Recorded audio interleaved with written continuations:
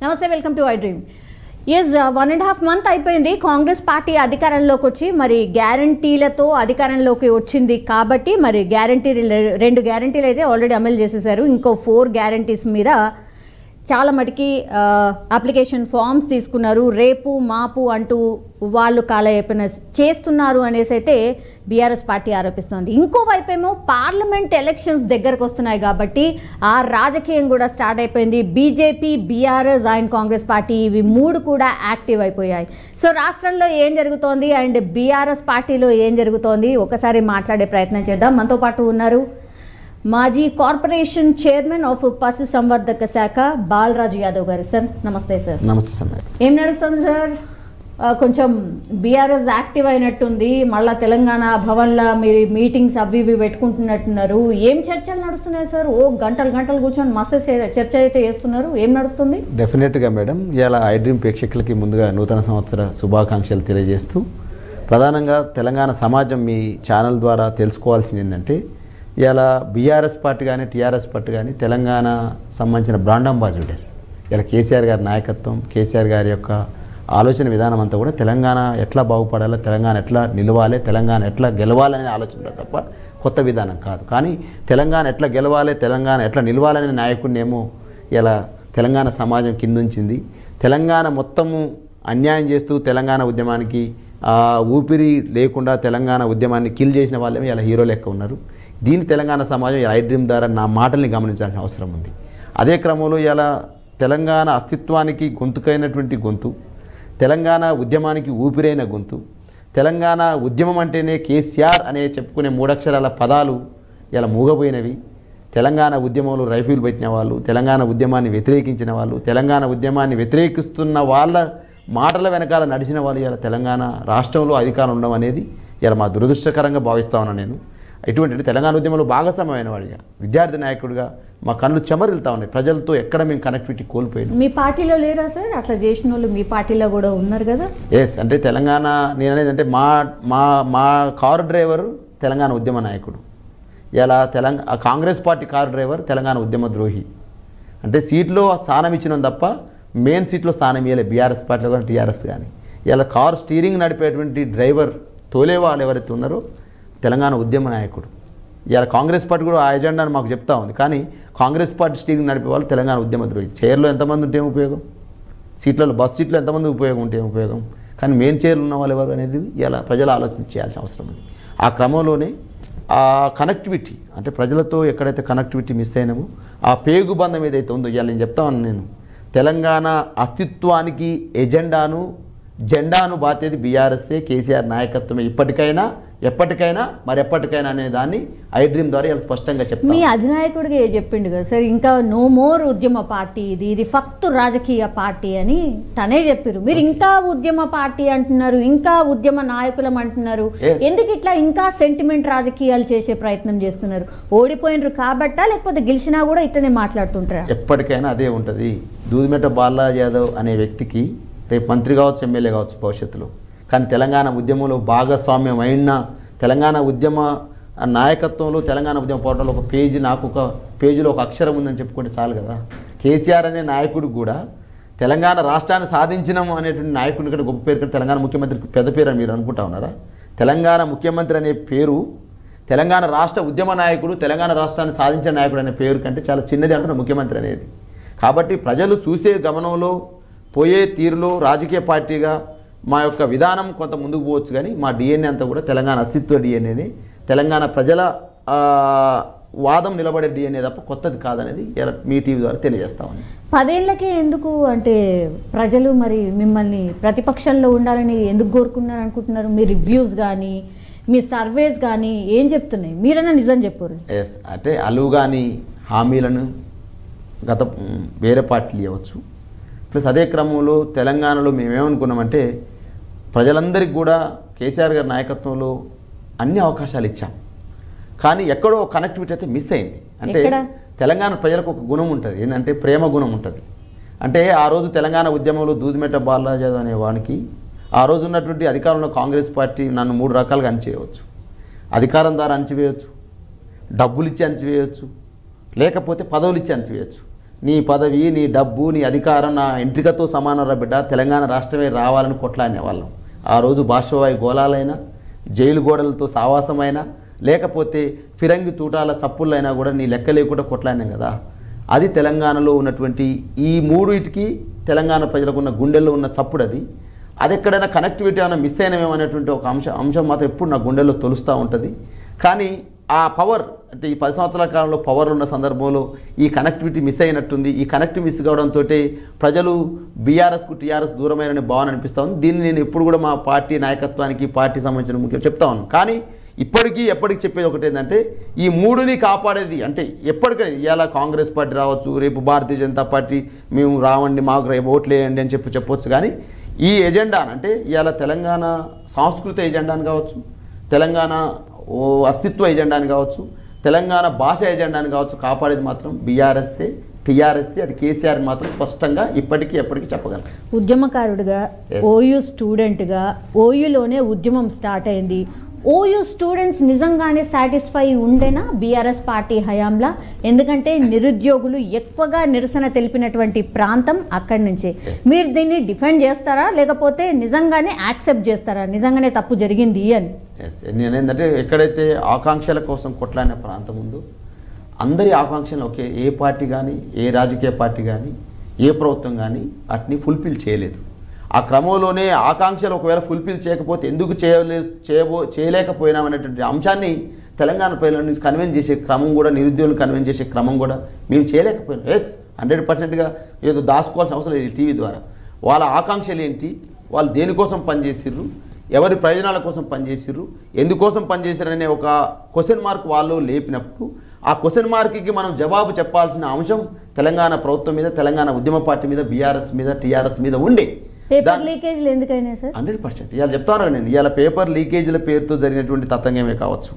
నిరుద్యోగులు మా పట్ల ఎప్పుడు కూడా, మేడం ఇంకోటి కూడా చెప్తా ఉన్నా, అదే ఉస్మాన్ యూనివర్సిటీలో కేసీఆర్ నాయకత్వాన్ని ఆమోదించే వాళ్ళు తెలంగాణ ఉద్యమం జరిగేటప్పుడు ఉన్నారు. అదే ఉస్మాన్ యూనివర్సిటీలో కేసీఆర్ నాయకత్వంలో తెలంగాణ రాదని ఉన్న వాళ్ళు కూడా ఉస్మాన్ యూనివర్సిటీలో ఉన్నారు. నాడు లేరు నేడు లేరు ఇవాళ ఉన్నారని కాదు. ఆ రోజు తెలంగాణ ఉద్యమాన్ని వ్యతిరేకించిన వాళ్ళు, కేసీఆర్ నాయకత్వాన్ని వ్యతిరేకించిన వాళ్ళు ఆ రోజు ఉస్మాన్ యూనివర్సిటీలో ఉన్నారు. వారెవరైతే కేసీఆర్ నాయకత్వంలో తెలంగాణ రాదన్న వాళ్ళు తెలంగాణ వ్యతిరేకంగా పనిచేసినారు ఆ రోజు. ఈ రోజు కూడా తెలంగాణ రాష్ట్రం వచ్చిన తర్వాత కేసీఆర్ నాయకత్వంలో తెలంగాణ ముందుకు పోతా ఉంటే ఆ రోజు రానన్న వాళ్ళు మళ్ళీ కేసీఆర్ ఏదో ఆగం చేస్తూ ఉండు, కేసీఆర్ ఏదో దీన్ని మొత్తం కూడా ఖరాబు చేస్తుండు, అవినీతి పాలు చేస్తూ ఉండు, నిరుద్యోగులను కాపాడతలేడు అనేటువంటి ఒక కొత్త ఎజెండాని ఎత్తుకున్నారు.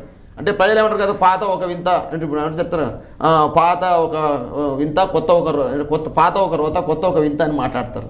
కాబట్టి కొత్తది ఏమైనా చేస్తుందేమనేటువంటి అంశం చూసి తప్ప ఈ కొత్త వాళ్ళు ఇంకా మహా మూర్ఖులు అనే అంశాన్ని, ఈ కొత్త వాళ్ళు అన్యాయం చేసే అంశాన్ని ప్రజలు మర్చిపోయారని నేను అనుకుంటా ఉన్నా. డెఫినెట్గా ఒక అంశం మీరు ఏదైతే చెప్పారో, టీఎస్పీఎస్సీ పబ్లిక్ సర్వీస్ కమిషన్ ఏదైతే ఉందో ఎగ్జామ్ రద్దయినప్పుడు విద్యార్థులు ఏమనుకున్నారంటే ఏదైనా యాక్షన్ తీసుకుంటే బాగుండు అనుకున్నారు, లేకపోతే ఎవరైనా బాధ్యుని చేస్తే బాగుండు అనుకున్నారు, లేకపోతే ఎవరైనా బాధ్యత వహించి దీని కారకులు ఎవరో తెలుసుకుంటే బాగుండు అనుకున్నారు. తెలంగాణ ప్రభుత్వం ఆ ప్రయత్నం చేసింది. ముఖ్యమంత్రి గారి నాయకత్వంలో జరిగినటువంటి ఏదైతే విచారణ ఉందో, ఎవరైతే బాధ్యులు ఉన్నారో వాళ్ళందరినీ కూడా అరెస్ట్ చేసినాం. కానీ అది చాలనుకోలేదు నిరుద్యోగులు. ఇంకెవరో బాధ్యత వహించి రాజీనామా చేస్తే బాగుండు అనేది అన్నారు.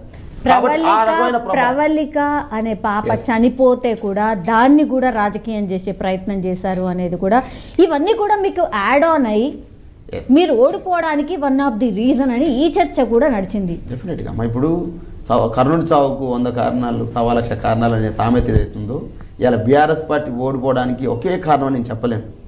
అనేక కారణాలు ఉన్నాయి. గ్లోబల్స్ ప్రచారాలు ఉండొచ్చు వల్ల, లేకపోతే మా కొన్ని వేమరపాటు చర్యలు ఉండొచ్చు. అదే క్రమంలో మీరు తీసుకునే చర్యలు ఆ సరైన సమయంలో మీరు స్పందించకపోవడం కావచ్చు. ఇలా దూదిమేట బాలయ్య యాదవ్ 2014 ఎమ్మెల్యే కావాలి. ఎమ్మెల్యే పోవడానికి అనేక కారణాలు ఉంటాయి. నేను అనేది ఒక కారణం అని చెప్పలేను. దాంట్లో ఇవాళ బారాస ప్రభుత్వం కేసీఆర్ నాయకత్వం ఓడిపోవడానికి ఇవాళ కర్ణుడి చావుకు 1,000,000 కారణాలు మాకు అనేక కారణాలు ఉన్నాయి. ఆ కారణాల్లో ఇప్పుడు ఇంతకుముందు చెప్పిన టీఎస్పీఎస్సీ కావచ్చు, ఇంతకుముందు ఉస్మాన్ యూనివర్సిటీ నిరుద్యోగ సమస్య కావచ్చు, ఇవాళ అదేవిధంగా ఉద్యమకాలను సాటిస్ఫై చేసే సమస్య కావచ్చు, లేకపోతే ఇవాళ ఏదో మేము కొత్తగా కోరుకున్నాం ఆ కోరికలు నెరవేర్చే అంశం కావచ్చు, లేకపోతే ఎక్స్పెక్టేషన్ ఎక్కువ ఉంటాయి. ఇప్పుడు నేనున్నాను, నాకు ఎక్స్పెక్టేషన్ ఎక్కువ ఉంటాయి. నేను ఏమంటారు ఎమ్మెల్యే కావాలి, మంత్రి కావాలి ఇంకోటి కావాలనుకుంటాం. అన్ని ఆకాంక్షలు ఒకేసారి నెరవేరకపోవచ్చు. కాబట్టి అప్పుడు పొలిటిక్స్లో ఉద్యమంలో ఏముంటుందమ్మా, జై తెలంగాణ అంటే అలా బ్యానర్ ఐటమ్. కానీ ఇలా పబ్లిక్ లైఫ్కి వచ్చినాక పొలిటిక్స్కి వచ్చినాక ఆ ఐటమ్ బ్యానర్ ఐటమ్ రాదు. ఇవాళ కొట్లాడితే 1,00,000 మంది ఉన్న సభలో మొత్తం ఒక 10 కోట్లు ఖర్చు పెట్టుకొని 1,00,000 మంది మీటింగ్ పెడతారు. కానీ ఒక్కడి పోయి నిరసన కాడు పోయి జై డౌన్ అన్నాం అనుకోండి, అదే పేపర్లో ఆనే వస్తుంది, ఇది ఇన్నే వస్తుంది. అంటే 10-20 లక్షల కోటి రూపాయలు ఖర్చు పెట్టుకుంది ఒకటే న్యూస్ వస్తుంది. ఒక్కడి పోయి నిరసన కార్డు ప్లగాడ చేస్తే అదే న్యూస్ వస్తుంది. కాబట్టి ఉద్యమంలో ఉన్నటువంటి ఆ స్కోపు తెలంగాణ ప్రభుత్వంలో అది కలగలేదే, మాకు చెందలేదే అనే ఒక రకమైనటువంటి అసంతృప్తి ఉద్యమకారుల సమాజంలో కావచ్చు, తెలంగాణ సమాజంలో కావచ్చు, నిరుద్యోగ సమాజంలో కావచ్చు, అన్ని రకాల సమాజంలో ఉన్నది. కానీ మేము చేసింది కొండంత, చెప్పుకుంది గోరంతా. వాస్తవానికి చెప్పుకోలేకపోయాం 100%. ఇలా ఏం చెప్తున్నంటే 2,02,742 ఉద్యోగాలకు ఆర్థిక శాఖ క్లియరెన్స్ తీసుకొని నోటిఫికేషన్లు ఇచ్చి 1,63,083 ఉద్యోగాలను నింపి 42,000 ఉద్యోగాలు ప్రాసెస్లో ఉన్నా కూడా ఇంకా ఉద్యోగాలు ఇవ్వలేదని చెప్పిరమ్మా. రేషన్ కార్డులకు సంబంధించి 2,49,000 పైసలకు రేషన్ కార్డులు ఇచ్చినాం. ఒక్క రేషన్ కార్డులు ఇవ్వాలని ప్రచారం చేసిరమ్మా. 2014 ఇదే మాట అన్నారు, ఇవ్వలేదని వాళ్ళు చెప్పారు. మీరు ఆన్లైన్ చూడండి. 2014 ఉన్న రేషన్ కార్డులు ఎంత ఈ రాష్ట్రంలో, 2023లో ఉన్న రేషన్ కార్డుల సంఖ్య లెక్కించండి. 2014లో ఒక్క పింఛన్ ఇవ్వలేదు. తెలంగాణ రాష్ట్రంతో వచ్చి కేసీఆర్ అధికారులకు వచ్చారమ్మా, ఇవ్వలేదా తల్లి? 28 లక్షల పింఛన్లు 2014లో ఉంటే ఇవాళ 2023లో 44 లక్షల పింఛన్లు అండి. ఎన్ని పెరిగినాయండి? ఎన్ని లక్షల పింఛన్లు పెరిగినాయి? ఒక్క పింఛన్ ఇవ్వలేదు, ఒక్క రేషన్ కార్డు ఇవ్వలేదు అని మాట్లాడినారు. పెన్షన్లు ఇస్తిరి, రైతు బంధు ఇస్తిరి, రైతులను ఆదుకుంటురి, గొర్రెలు వంచుతిరి, ఇవన్నీ వేసిరు. మొత్తం రూరల్ ఏరియాలో మొత్తం మీ పార్టీ పాతుకుపోయి ఉంది అనుకున్నారు, వాళ్ళేమికేయలేదు. సిటీలో భయంకరంగా వేసిరు. అసలు ఏంది ఇది? ఎందుకు ఇంత వ్యతిరేకతరా? తెలంగాణ అధికారం కంటే ఆత్మగౌరవాన్ని కోరుకుంటుందనే అంశాన్ని నేను స్పష్టంగా మీ ద్వారా చెప్తా ఉన్నాను. నేనేమంటున్నానంటే ఆత్మగౌరవం అనేది తెలంగాణ ప్రజల ఎజెండా. మరి ఎక్కడో ఈ కనెక్టివిటీ మిస్ అయిందనే భావన మాత్రం తెలంగాణ ప్రజలలో ఉంది. రాజకీయాల్లో కొన్నిసార్లు వాస్తవాలు రుచించవు, వాస్తవాలు డిస్కస్ చేసుకోకూడదు కూడా. ఇవాళ ఇంక నేను 30 ఏళ్ళు రాజకీయాల్లో ఉండాలి, వాస్తవాలు కొన్ని టీవీల ముందు చెప్పొద్దని చుట్టూ. కానీ తెలంగాణలో ఆత్మగౌరవ ఎజెండా వెనకకు పోయి తెలంగాణలో ఇంకో ఎజెండా ముందుకు వచ్చిందనే భావన తెలంగాణ ప్రజలలో ఉంది. ఒక ఉద్యమ నాయకుడిగా, ఒక వామపక్ష విద్యార్థి నాయకుడిగా పనిచేసిన వాడిగా, ఈ సమాజంలో అంతరాలు తొలగాలని మరి ఆదర్శవివాహం చేసుకున్న విద్యార్థి నాయకుడిగా మీ ముందు కొన్ని అంశాలని దాచితే నా గుండె సంతృప్తి చెందదు. కాబట్టి తెలంగాణ ఏదో కోల్పోయిన మీ 10 సంవత్సరాలనే భావన మాత్రం కొట్టుమిట్టాడింది. ఆ కొట్టుమిట్టాడిందే ఎక్కడ కూడా చూడండి. మీరు ఒకవేళ అభివృద్ధి ఎజెండానే నిలవాలనుకుంటే చంద్రబాబు నాయుడు ఓడిపోయేటోడు కాదు. అభివృద్ధి ఎజెండానే నిలబడాలనుకుంటే ఈ రాష్ట్రంలో ఉన్నటువంటి రాజశేఖర రెడ్డి లాంటి వానికి మొదటిసారి వచ్చిన సీట్లకు రెండోసారి వచ్చిన సీట్లకు తేడా ఉండేది.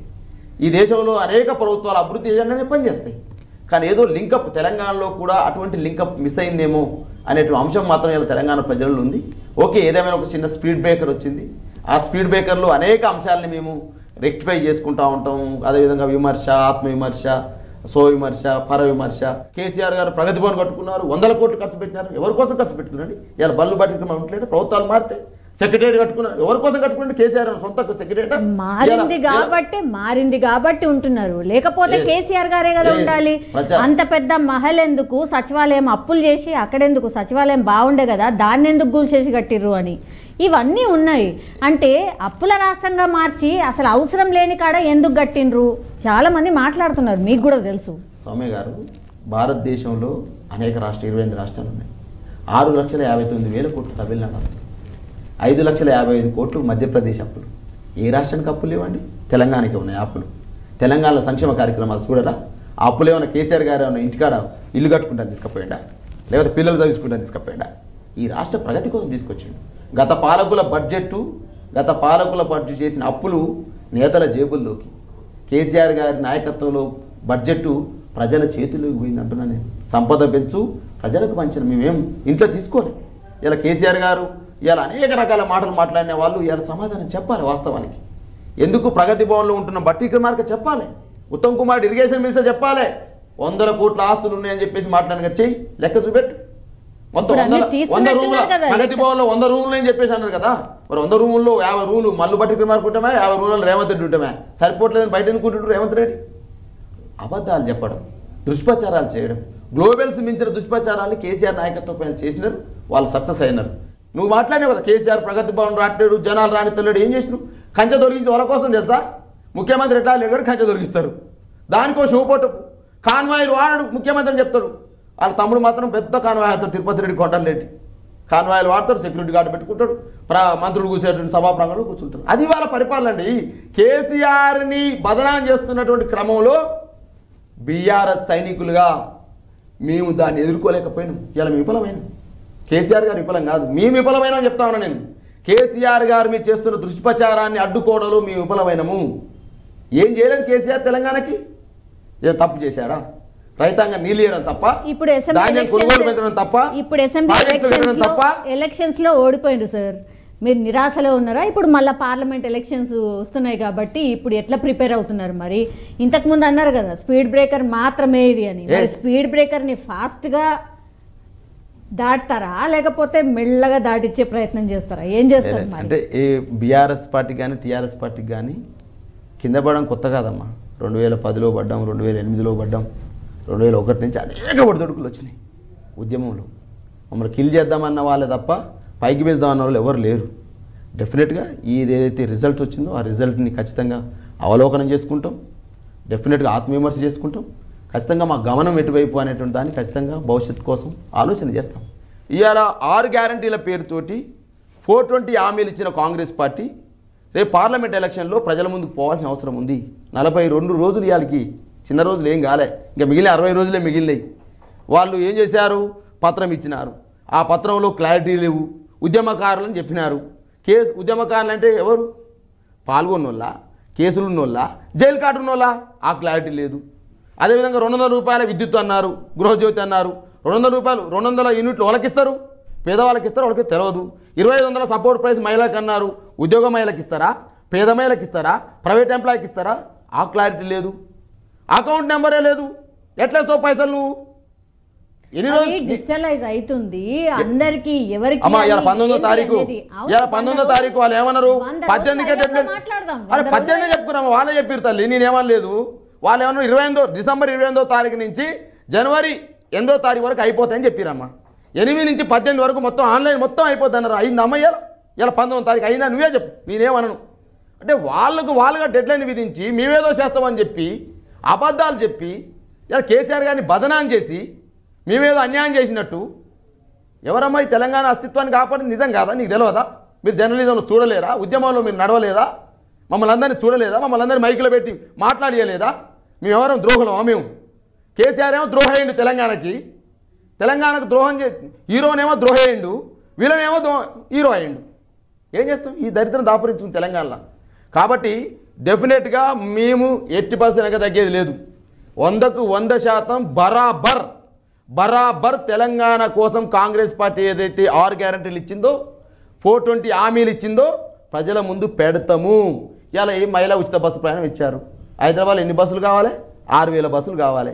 ఉన్న బస్సులు ఎన్ని? 2700 ఫిట్నెస్ ఉన్నాయన్ని 1000 బస్సులు. ఆ ఇచ్చిన 1700 ఎవరివి? అద్దెకిచ్చిన బస్సులు.